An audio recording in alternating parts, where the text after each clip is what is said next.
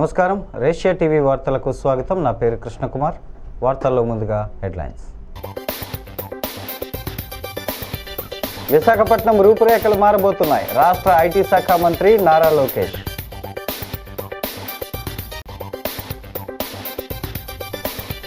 PPP విధానం రద్దయ్యే వరకు పోరాటం చేస్తాం. జైహింద్ నగర్ రచ్చబండలో చెల్లిబోయిన వేణు. అభివృద్ధిని చూసి వైసీపీ వారవలేకపోతోంది. మాజీ మంత్రి అచ్చంట ఎమ్మెల్యే పితాని.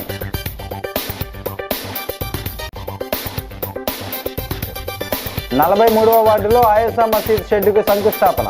ఇచ్చిన మాటకు కట్టుబడి ఉన్నామంటున్న ఆదిరెడ్డి. మరిన్ని పర్యాటక ప్రాజెక్టులు కేటాయించండి. గజేంద్ర సింగ్ షేకావత్కు కందుల దుర్గేష్ విజ్ఞప్తి. ఇక డీటెయిల్స్ చూస్తే, గతంలో మైక్రోసాఫ్ట్ హైదరాబాద్ రూపురేఖలు మార్చిందని, ఇప్పుడు గూగుల్ పెట్టుబడులతో విశాఖ రూపురేఖలు మారబోతున్నాయని రాష్ట్ర ఐటీ మానవ వనరుల శాఖ మంత్రి నారా లోకేష్ అన్నారు. అమరావతిలో జరిగిన మీడియా సమావేశంలో ఆయన మాట్లాడారు. కేవలం డేటా సెంటర్ మాత్రమే కాదు, ఏఐకి సంబంధించిన అనేక కంపెనీలు విశాఖకు వస్తున్నాయి. స్పీడ్ ఆఫ్ డూయింగ్ బిజినెస్ కింద రాష్ట్రానికి పరిశ్రమలు తరలి వస్తున్నాయి. గూగుల్ పెట్టుబడితో 1,00,000 మందికి పైగా ఉపాధి అవకాశాలు కలగనున్నాయన్నారు. సెప్టెంబర్ 2024లో గూగుల్ ప్రతినిధులు విశాఖ వచ్చినప్పుడు వారితో సమావేశమయ్యానని, వారికి డేటా సెంటర్ స్థలాన్ని చూపించాం. ఇది జరిగిన నెల రోజుల్లో యుఎస్ వెళ్ళి గూగుల్ క్లౌడ్ నాయకత్వాన్ని కలిశానని వివరించారు. నవంబర్లో గూగుల్ ప్రతినిధులు సీఎంను కలిశారు. ఇదే అంశంపై ప్రధాని నరేంద్ర మోడీ, కేంద్ర మంత్రి నిర్మలా సీతారామన్తో చంద్రబాబు అనేకసార్లు భేటీ అయ్యారు. అనేక చర్చల తర్వాత ఇంత పెద్ద పెట్టుబడి సాధ్యమైంది. భారీ పెట్టుబడులపై అన్ని చోట్ల చర్చలు జరుగుతున్నాయి. ఒకే రాష్ట్రం, ఒకే రాజధాని అభివృద్ధి వికేంద్రీకరణ మా లక్ష్యమని మరోమారు తెలిపారు. చరిత్ర సృష్టించాలన్నా, చరిత్ర తిరిగి రాయాలన్నా అది కేవలం ఒక చంద్రబాబు నాయుడు గారితోనే సాధ్యం. 2014 నుంచి 19 మధ్యలో మీరు ఒకసారి చూస్తే, ఆనాటి India's largest FDI investment in automotive sector కియాని తీసుకొచ్చారు. ఇప్పుడు ఆ చరిత్ర మళ్ళీ తిరిగి రాస్తున్నాం. India single largest FDI investment in history, సుమారుగా $15 బిలియన్ వర్త్ గూగుల్ భారతదేశంలో పెట్టుబడి పెడుతుంది. ప్రత్యేకంగా ఆంధ్ర రాష్ట్రంలో పెట్టుబడి పెడుతుంది. ఇది Google's largest data centre out side of US, the largest data centre. ఇదేంటంటే అనేక దేశాలు కూడా వాళ్ళు ఇవాల్యుయేట్ చేశారు. మన దేశం పైన జీరో అయిన తర్వాత అనేక రాష్ట్రాలను ఇవాల్యుయేట్ చేసి, ఆంధ్ర రాష్ట్రానికి వెళ్తేనే స్పీడ్ ఆఫ్ డూయింగ్ బిజినెస్ వల్ల మనం ఈ పెట్టుబడులు పెట్టగలుగుతాం, మనకి ఎలాంటి ఇబ్బందులు ఉన్నాయని వాళ్ళు గ్రహించి ఆంధ్ర రాష్ట్రానికి వాళ్ళు వస్తాం జరిగింది. ఇది కేవలం ఆంధ్ర రాష్ట్ర గెలుపు కాదు, భారతదేశం గెలిచింది. గతంలో ఎట్లయితే మైక్రోసాఫ్ట్ అనేది హైదరాబాద్ రూపురేఖలు మార్చిందో, అది ఈ గూగుల్ పెట్టుబడి విశాఖపట్నం రూపురేఖలు మార్చిపోబోతుంది. ఇది కేవలం ఒక డేటా సెంటర్ గురించే కాదు, కేబుల్ ల్యాండింగ్ స్టేషన్ ఉంటుంది, రెన్యూబుల్ ఎనర్జీ ఉంటుంది, ఏఐకి సంబంధించిన అనేక కంపెనీలు కూడా విశాఖపట్నానికి వస్తాయి. కొన్ని రిపోర్ట్స్ కూడా మనం చూస్తే 25 టైమ్స్ మల్టిప్లయర్ ఎఫెక్ట్ ఉంటుంది ఈ పెట్టుబడుల వల్ల. 25 టైమ్స్ అలాంటి ఎకనామిక్ యాక్టివిటీ ఒక విశాఖపట్నంలోనే గూగుల్ చేయబోతుంది. ఈ ఒక్క పెట్టుబడి వల్ల మా అంచనా సుమారుగా 1,88,000 మందికి డైరెక్ట్గా, ఇండైరెక్ట్గా ఉద్యోగాలు కల్పించగలుగుతాం. లోకల్ ఎకానమీలో సుమారుగా 48,000 కోట్లు 5 సంవత్సరాల ఇంపాక్ట్ ఉంటుంది ఒక లోకల్ ఎకానమీ మీద. ఇదంతా మీరు చూస్తే మొదటి మీటింగ్ నేను సెప్టెంబర్ 2024లో గూగుల్ ప్రతినిధులు విశాఖపట్నానికి వస్తే వాళ్ళని హోటల్లో నేను లంచ్ ఆర్గనైజ్ చేసి, నేను నా కారులో ఆనాడు అక్కడ తీసుకెళ్లి ఎక్కడైతే ఆ డేటా సెంటర్ వస్తున్నా స్థలం వాళ్ళు కూడా చూపిస్తాం జరిగింది. కరెక్ట్గా 1 నెలలో తర్వాత నేను యుఎస్కి వెళ్ళా. మీ అందరూ తెలుసు, అక్కడ గూగుల్ క్లౌడ్ లీడర్షిప్ని కూడా నేను కలుస్తాం జరిగింది. 1 నెల తర్వాత అంటే నవంబర్లో గూగుల్ ప్రతినిధులు వచ్చి గౌరవ ముఖ్యమంత్రి గారిని ఇదే హాల్లో వాళ్ళు కూడా కలుస్తాం జరిగింది. పేదలందరికీ వైద్య విద్య అందాలని మాజీ CM YS Jaganmohan Reddy 17 medical కళాశాలలు అందుబాటులోకి తెస్తే చంద్రబాబు పీపీపీ పేరుతో వాటిని నిర్వీర్యం చేసేందుకు కుట్ర పన్నుతున్నారని మాజీ మంత్రి వైసీపీ జిల్లా అధ్యక్షుడు చెల్లిబోయిన వేణుగోపాలకృష్ణ మండిపడ్డారు. పిడిరగొయ్యి పంచాయతీ జైహింద్ నగర్లో మాజీ ఉప సర్పంచ్ హుకుంపేట పిఎస్సిఎస్ మాజీ చైర్పర్సన్ బొప్పన సుబ్బారావు ఆధ్వర్యంలో మెడికల్ కళాశాలల పీపీపీ విధానానికి వ్యతిరేకంగా రచ్చబండ కోటి సంతకాల సేకరణ గురువారం నాడు జరిగింది. వేణు మాట్లాడుతూ పేదల భద్రతకు భరోసా ఇచ్చిన నాయకుడు జగన్ అని, రాష్ట్ర ప్రభుత్వమే నకిలీ మద్యం అమ్ముతూ పేదలను లూటీ చేస్తోందని ఆరోపించారు. బొప్పన సుబ్బారావు మాట్లాడుతూ వైసీపీ ప్రభుత్వ హయాంలో మోరంపూడి జంక్షన్లో ఫ్లైఓవర్ నిర్మిస్తే ఇప్పటి వరకు కనీసం వీధి లైట్లు, రోడ్లు వేయలేని దుస్థితిలో కూటమి ప్రభుత్వం ఉందని విమర్శించారు. వైసీపీ సీనియర్ నాయకులు నక్కా రాజబాబు, నక్కా శ్రీనగేష్ తదితరులు మాట్లాడారు. మాజీ ఎంపీపీ రేలంగి వీర వెంకట సత్యనారాయణ, వైసీపీ నాయకులు పడాల వీరరాఘవరెడ్డి, చీరారాజు, దాసరి శివ, సుందరపల్లి అనిల్, కుప్పల రాంబాబు, కామిరెడ్డి పెదకాపు, వేముల యేసుబాబు, చంటి, భాష, దుర్గారావు, జాజుల శ్రీను, మద్దాల రమణ, బత్తిన అప్పారావు, బొమ్ము శ్రీను, అచంట కళ్యాణ్, విప్పర్తి ఫణి, ఆనంద్, రాజు, ఆర్ చిన్న తదితరులు పాల్గొన్నారు. ఈ ప్రభుత్వంలో మనోడికి ఇచ్చేసే లైసెన్స్ ఆరోగ్యం కోసం ఆలోచించిన వ్యక్తి, ఆరోగ్యం కోసం ప్రభుత్వం బాధ్యత తీసుకోవాల్సి ఉండి దాని నుంచి కార్పొరేట్ చేతిలో పెట్టే వ్యక్తి మళ్ళీ ఇవాళ ఆరోగ్యం ఎలా చెడగొట్టాలి, నా కార్పొరేట్ హాస్పిటల్కి ఎలా ఆదాయం పెంచాలి అంటే జగన్మోహన్ రెడ్డి గారు నిజాయితీగా పనిచేస్తే జబ్బు వచ్చింది అన్నవాడు ఇవాళ కల్తీ మద్యాన్ని లేకపోతే మామూలు మద్యాన్ని ఎందుకు అమ్మిస్తున్నావు? చట్టం లేదు కదా. బ్రాందీ షాపులోనే బ్రాందీ అమ్మాలి, ఖచ్చితంగా టైం పాటించాలి. ఆ టైం పాటించినటువంటి బ్రాందీ షాపులు సీజ్ చేయాలి. ఆ బ్రాందీ షాపుకు అనుబంధంగా బెడ్ షాపులు పెట్టి అమ్ముతుంటే నియంత్రించాలి. ఈ దోపిడీ ఎవరు చేస్తున్నారు? ఈ దోపిడీలో మీకు వాటా లేకపోతే ఇది తప్పని తెలిసి, చట్టవిరుద్ధమని తెలిసి చట్టాన్ని అమలు చేయాల్సిన అధికారులు చేయకపోతే మిమ్మల్ని అనుమానించాల్సిన పరిస్థితి ఉందా లేదా? ఉండాలి కదమ్మా. చౌదరి గారిని అడగాల వద్దా? ఇప్పుడు మనకు ప్రతినిధి కదా ఆయన. మరి చౌదరి గారు చాలా సీనియర్ కదా. ఇంత సీనియర్ అయినటువంటి చౌదరి గారు మరి 40 రూపాయలు ఎక్కువ నిప్పు అమ్మేస్తున్నారు ఆయన, అంతే కదా. మరి ఈ కార్యక్రమాన్ని ఏదైతే మనకి మన నాయకులు నిర్దేశించారో మరి నవంబర్ 22 వరకు కూడా మన నియోజకవర్గం అంతా ఈ కార్యక్రమాన్ని పెట్టడం జరిగింది. అందులో మీరందరూ కూడా పాలు పంచుకోవాలని ముందుగా కోరుతూ ఏదైతే కార్యక్రమం మనం ముందుకు తీసుకెళ్తున్నామో మనం చూస్తున్నాం. ఇప్పుడు మాట్లాడే సోదరు దుర్గారావు కానీ అందరూ కూడా ఈ కూటమి ప్రభుత్వం ఏం చేస్తుంది అనే దానికోసం మనం అందరం చెప్పుకుంటున్నాం. వచ్చిన తర్వాత సంవత్సరం అయినా ఏమీ కాని పరిస్థితిలో ప్రజలు ఇబ్బంది పడుతున్నారు. ఈ ఇబ్బందిని మనం ప్రజల్లో తీసుకెళ్ళవలసిన అవసరం వైఎస్ఆర్ కార్యకర్తలుగా మనందరి భుజాల మీద ఉంది. ప్రభుత్వాలు ప్రభుత్వపరమైనటువంటి పథకాలు రిలీజ్ చేయగలగాలి. ఈవేళ ప్రభుత్వం ఫెయిల్ అయింది. ఇంకొక మాట ఏంటంటే మనం అడగకుండానే, మన ఉద్యమాలు చేయకుండానే కేంద్ర ప్రభుత్వం అంటే కూటమిలో ఈవేళ ఎవరైతే వాళ్ళ భాగస్వామిగా ఉన్నారో కూటమి ప్రభుత్వంలో ఉన్నటువంటి బీజేపీ మనం అడగకుండానే జిఎస్టీ తగ్గించేసాం, ఊరు వాడ ఉత్సవాలు చేయండి అని చెప్పేసి ఆర్డీ వాళ్ళ దగ్గర నుంచి, ఎంఆర్ఓ వాళ్ళ దగ్గర నుంచి, ఆర్ఐల దగ్గర నుంచి సంబరాలు చేసుకుంటామన్నారంటే దాని అర్థం ఏంటంటే రేపు జమిలి ఎన్నికలు రాబోతున్నాయి. అందుకే చంద్రబాబు నాయుడు, ఎప్పుడైనా మీరు గమనించారు, చంద్రబాబు నాయుడు గారు నమస్తే కూడా తీసుకుంటాడు. గవర్నమెంట్లో మోరంపూడి సెంటర్లో బిజీ కట్టాము. బిజీ కట్టిన దాన్ని లైట్ వేయలేదు, ఇంకా రోడ్డు కూడా కొండకుండా అయిపోయింది. మన అధికారం ఉన్నంత సేపు మనం పని చేసాం. ఇప్పుడు అధికారం ఏమవుతుంది? 18 ఏళ్ళు అవుతుంది, 19 నెలలు అవుతుంది. అక్కడ నీకు నీ సైడ్ రోడ్లు కానీ నీకు లైటింగ్ కానీ ఏమీ లేదు. ప్రజలందరూ రోజు ఇబ్బంది పడుతుంటారు. ప్రజలకు నీకు బొస వస్తే మాత్రం అందులో ఒక కింద పడతాం, నీ చేతులు ఇరిగిపోతాం. చాలా ప్రమాదంగా ఉందండి. అది ఒకసారి మీకు తిప్పిపోతున్నాం అంటే మనం ఒకసారి చూద్దామండి. అదొకటి పింఛన్లు ఒకటి అండి. మనమేం ప్రతి 6 నెలలకి ఇచ్చేసేవాళ్ళు. మనం ఇప్పుడు 18 నెలలు పెట్టి ఒక పింఛన్ లేదు. ముసలి కూడా చాలా ఇబ్బంది పడుతున్నారు. నేను సబ్జెక్టు వైసీపీ రాష్ట్రాన్ని 5 ఏళ్ల పాటు సర్వనాశనం చేసి దివాలా తీయించిందని రాష్ట్రాన్ని గాడిన పెట్టడానికి కూటమి ప్రభుత్వం అహర్నిశలు కృషి చేస్తుంటే జగన్ ఇంకా నీచ రాజకీయాలు చేస్తున్నారంటూ మాజీ మంత్రి అచంట ఎమ్మెల్యే పీతాని సత్యనారాయణ మండిపడ్డారు. ది రాజమండ్రి ప్రెస్ క్లబ్లో జరిగిన మీడియా సమావేశంలో పీతాని మాట్లాడుతూ కేంద్ర ప్రభుత్వ స్కీముల్లో భాగంగా మాత్రమే రాష్ట్రానికి 17 వైద్య కళాశాలలు వచ్చాయని, జగన్ నిర్వాకం వల్ల వాటి నిర్మాణం అతిగతి లేకుండా పోయిందని విమర్శించారు. వైద్య కళాశాలలకు 2020లో 8,480 కోట్ల రూపాయలు కేటాయించారని, గత 4 ఏళ్లలో వైసీపీ ఖర్చు చేసింది 1,550 కోట్లు మాత్రమేనని తెలిపారు.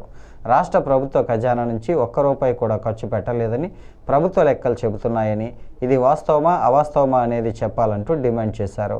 396 కోట్ల రూపాయలతో పులివెందులలో మాత్రమే మెడికల్ కాలేజీ పూర్తయిందని, మిగిలిన కళాశాల నిర్మాణం ఎక్కడా 30% కూడా దాటలేదన్నారు.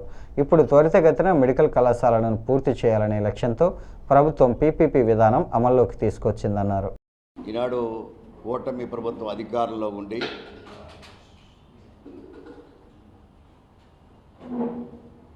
అధికారంలో కొన్ని ప్రజా అవసరాలు తీర్చడంలో నిర్ణయం చేసిన సందర్భంగా ఈనాడు ప్రతిపక్ష పార్టీ అయిన వైఎస్ఆర్ పార్టీ జగన్మోహన్ రెడ్డి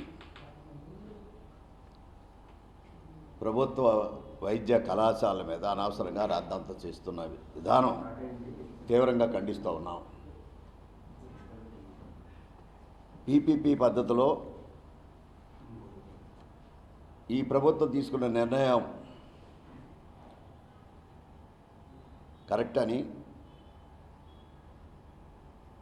పీపీపీ పద్ధతులు చేస్తే నష్టం లేదని హైకోర్టు ఎదురు ప్రశ్నించిన అయినప్పటికీ కూడా వీరు ఇంకా రాద్ధాంతం చేస్తున్న విధానాన్ని ప్రజలు అర్థం చేసుకోవాలనే విషయాన్ని కూడా చెప్తా ఉన్నాం. 17 ప్రభుత్వ వైద్య కళాశాలలు తెచ్చారని చెప్పి నిర్మాణం చేయలేక చేతులు ఎత్తేసి 4 సంవత్సరాల్లో 17% కూడా పూర్తి చేయలేని జగన్మోహన్ రెడ్డి ప్రభుత్వం ఇప్పుడు వాటిని ఏదో రకంగా పూర్తి చేయాలనే ప్రయత్నం చేస్తున్న ఈ ప్రభుత్వం మీద బురద జల్లే కార్యక్రమం చేపడతా ఉన్నారు.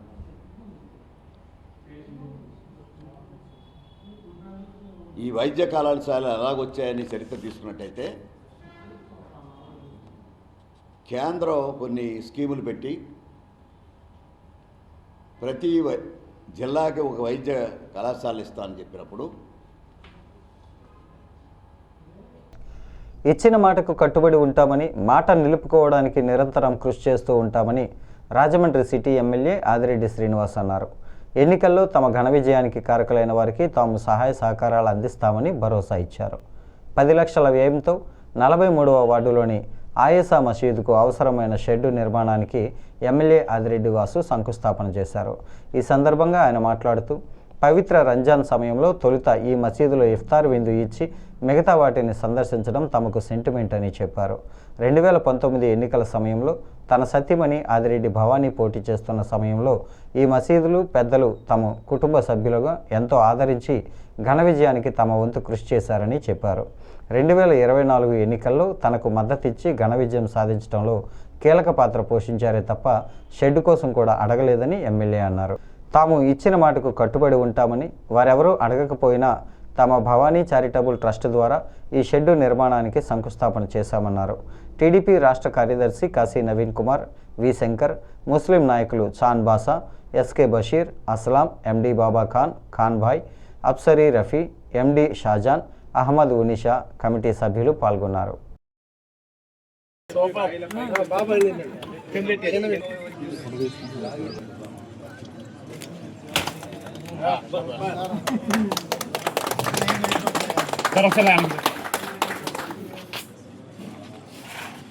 వెనక్కుంటే సార్ మాక్సిమం అందరూ ఈ మూలకు కూడా కొంతమంది వెళ్ళొచ్చు. కొంచెం రెడీ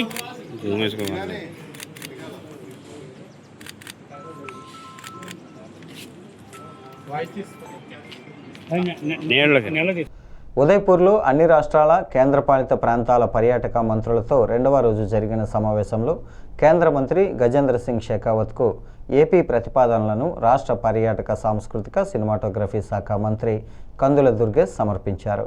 గ్లోబల్ డెస్టినేషన్ సెంటర్లుగా తిరుపతి, విశాఖల అభివృద్ధితో పాటు త్వరలోనే ఏపీకి మరిన్ని పర్యాటక ప్రాజెక్టులు వచ్చే అవకాశం ఉందని మంత్రి కందుల దుర్గేష్ స్పష్టం చేశారు. రాజస్థాన్లోని ఉదయ్పూర్లో కేంద్ర పర్యాటక సాంస్కృతిక మంత్రి గజేంద్ర సింగ్ షెకావత్ అధ్యక్షతన అన్ని రాష్ట్రాల కేంద్ర పాలిత ప్రాంతాల పర్యాటక మంత్రులతో రెండవ రోజు జరిగిన సమావేశంలో ఈ సందర్భంగా మంత్రి ఏపీ ప్రతిపాదనలను వెల్లడించారు. ప్రధానంగా తిరుపతిలో కల్నరీ ఇన్స్టిట్యూట్, అమరావతిలో పర్యాటక భవన్, రాజమహేంద్రవరంలో నేషనల్ స్కూల్ డ్రామా కేటాయించాలని కేంద్ర పర్యాటక సాంస్కృతిక మంత్రి గజేంద్ర సింగ్ షెకావత్ను మంత్రి కందుల దుర్గేష్ అభ్యర్థించారు. ఇందుకు కేంద్ర మంత్రి సానుకూలంగా స్పందించినట్లు మంత్రి దుర్గేష్ తెలిపారు.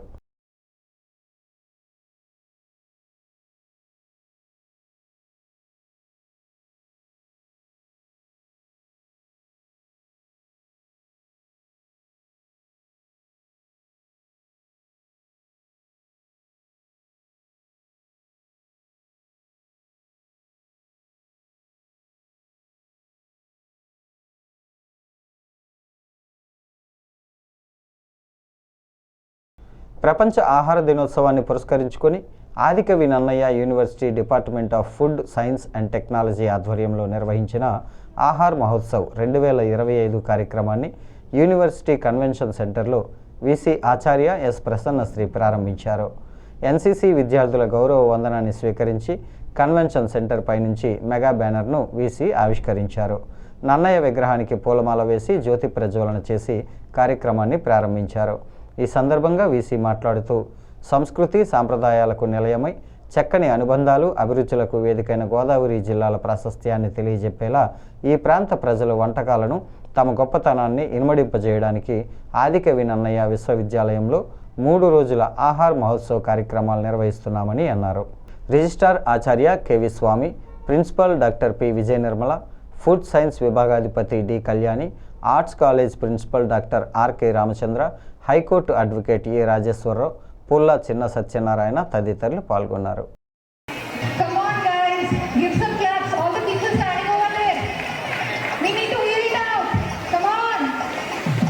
ఓకే మేడం, ఒకసారి ఆదికవి నన్నయ్య విశ్వవిద్యాలయం అనే మా కుటుంబంలో చూస్తారుగా మంచి పండుగ జరుగుతుంది. పండుగ related to food festival.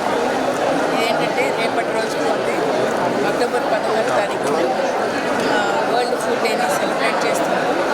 Journey of ఫుడ్ని మనం సెలబ్రేట్ చేస్తాం. మేము ఏం చేస్తామంటే 1960కి ముందు ఉన్న రుచులు, 1980కి ముందు రుచులు, 2000 సంవత్సరానికి ముందు ఉన్న రుచులు, అక్కడి నుంచి ఇప్పటికీ అంటే generation of people, generation of change in cuisine అన్నది కూడా మేము ఆలోచిస్తాం. పిల్లలకి తరాలు వచ్చిన అంతరాలు ఉంటున్నాయి కాబట్టి ఫుడ్ ఫెస్టివల్ అన్నా చేస్తే అందరికీ ఇష్టపడేది ఫుడ్ కదా, అందరం ఇష్టంగా తినేది. ఏ పని చేసినా సరే ఫైనల్లీ మనం అన్నం తినాల్సిందే. ఆ అన్నం కూడా రుచిగా ఉండి ఇంకా స్పెషల్స్ ఏమైనా ఉంటాయి. స్థానిక ఆర్ట్స్ కళాశాల వద్దనున్న విజయశంకర సంగీత నృత్య పాఠశాలలో ప్రపంచ కూచిపూడి నృత్య దినోత్సవం శ్రీ గురు పద్మభూషణ్ డాక్టర్ వెంపటి చినసత్యం 96వ జయంతి మహోత్సవాన్ని ఘనంగా నిర్వహించారు. ప్రపంచ కూచిపూడి నృత్య దినోత్సవం సందర్భంగా పాఠశాల కళావేదికపై ప్రదర్శించిన నృత్యాలు విశేషంగా ఆకట్టుకున్నాయి.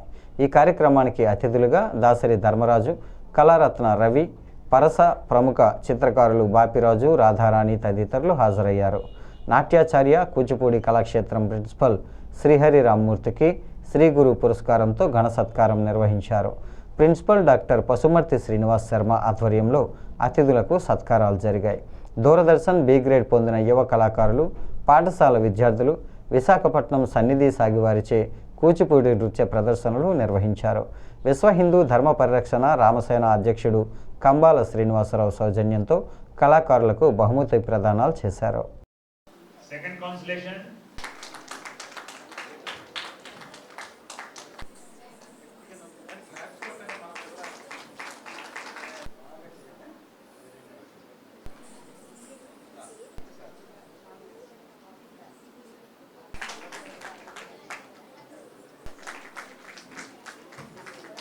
సెకండ్ ప్రైజ్ ఎన్ సత్య శ్యామ్ కుమార్.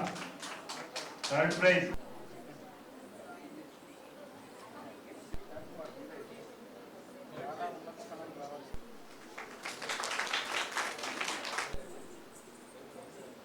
శ్రీహరి రామమూర్తి గారికి శ్రీ గురు పురస్కారం.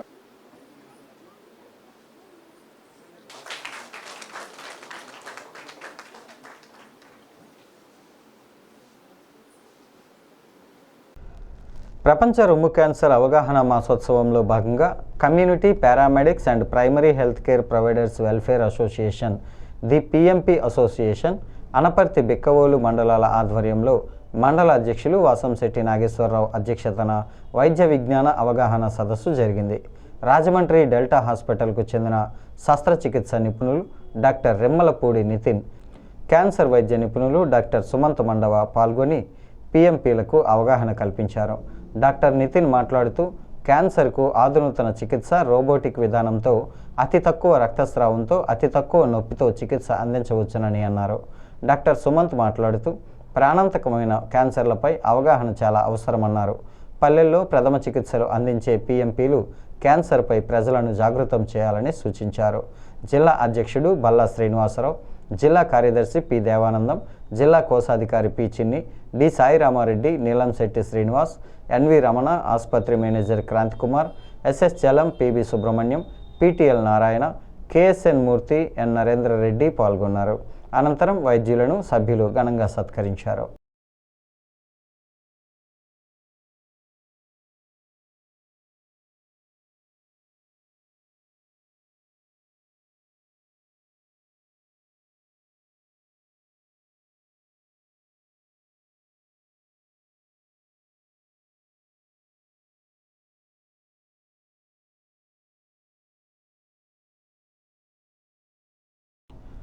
Andhra Pradesh municipal workers union AITUC అనుబంధ సంఘం ఆధ్వర్యంలో మున్సిపల్ పారిశుధ్య కార్మికుల సమస్యలు తక్షణమే పరిష్కరించాలని నవంబర్ 3వ తేదీ నుంచి సమ్మె చేస్తామని యూనియన్ గౌరవ అధ్యక్షుడు తాటిపాక మధు ప్రకటించారు.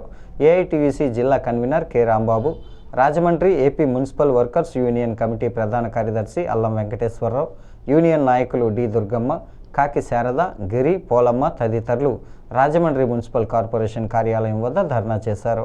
నూతనంగా విచ్చేసిన కమిషనర్ రాహుల్ మీనాను మర్యాదపూర్వకంగా కలిశారు. మధు మాట్లాడుతూ మున్సిపల్ పారిశుధ్య కార్మికులు మరణించిన రిటైర్మెంట్ అయిన వారి స్థానంలో వారి కుటుంబీకులకు ఉద్యోగ అవకాశాలు కల్పించాలని, మున్సిపల్ కార్మికులకు ప్రస్తుతం ఉన్న బ్యాంక్ ఖాతా నుండి యాక్సిస్ బ్యాంకులోకి మార్చుకోవాలనే కమిషనర్ల ఒత్తిడి నుంచి ఆపాలని ఆంధ్రప్రదేశ్ మున్సిపల్ వర్కర్స్ యూనియన్ తరపున నవంబర్ 3 నుంచి సమ్మె చేస్తున్నట్లు మధు ప్రకటించారు.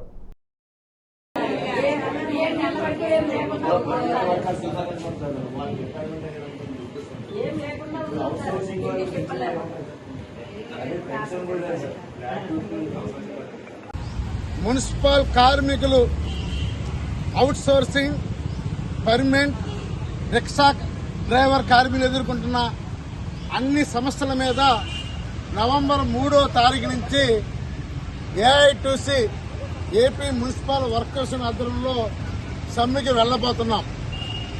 ఈ తూర్పుగోదావరి జిల్లాలో ప్రధానంగా సమ్మెకి ప్రధాన డిమాండ్లో 3-4 అంశాలు ఉన్నాయి.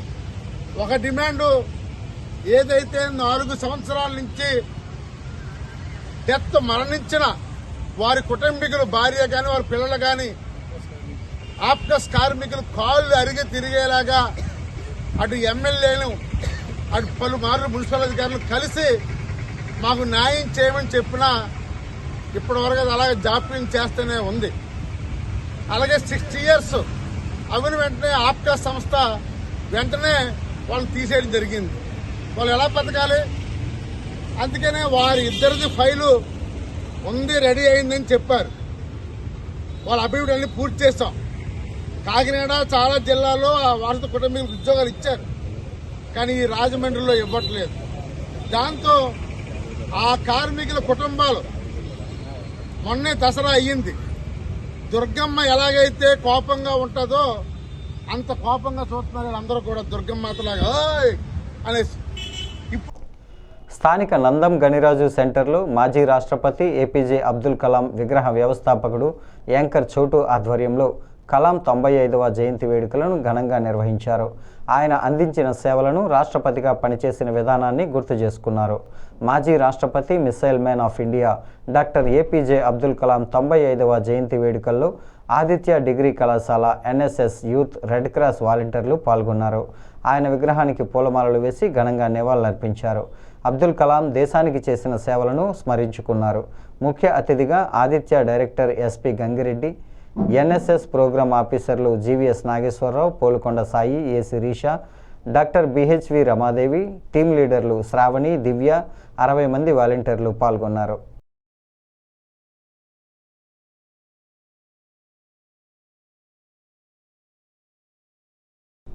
ఈ వార్తలు ఇంతటితో సమాప్తం. నమస్కారం.